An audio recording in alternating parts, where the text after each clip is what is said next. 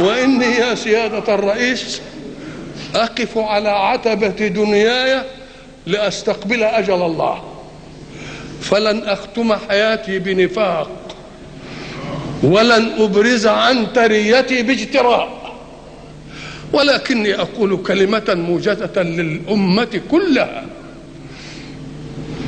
حكومة وحزبا ومعارضة ورجالا وشعبا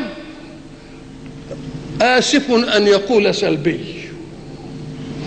أريد منهم أن يعلموا أن الملك له بيد الله يؤتيه من يشاء، فلا تآمر لأخذه ولا كيد للوصول إليه. فإن الحق سبحانه وتعالى حينما حكى حوار إبراهيم للنمروز ماذا قال له؟ أو كالذي حاج إبراهيم في إيه؟ في ربه وهو كافر، قال أن آتاه الله الملك. فالملك حين ينزله الله قال يؤتي الملك من يشاء، فلا تآمر على الله لملك ولا كيد على الله لحكم، لأنه لن يحكم أحد في ملك الله إلا بمراد الله.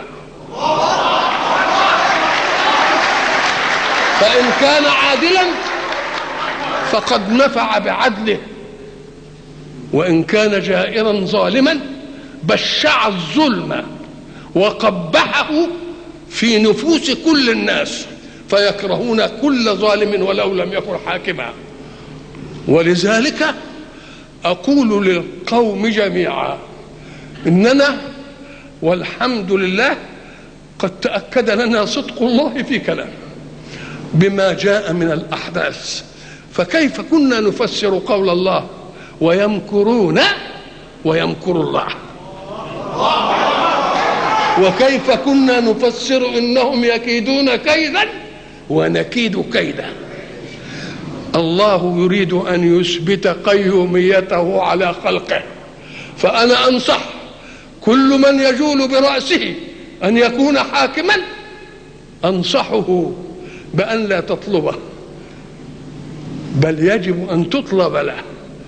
فإن رسول الله قال من طلب إلى شيء أعين عليه، ومن طلب شيئا وكل إليه.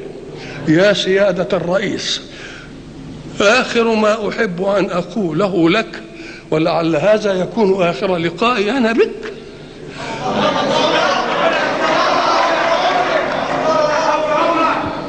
إذا كنت قدرنا فليوفقك الله، وإذا كنا قدرك فليعنك الله على أن تتحمل. والسلام عليكم.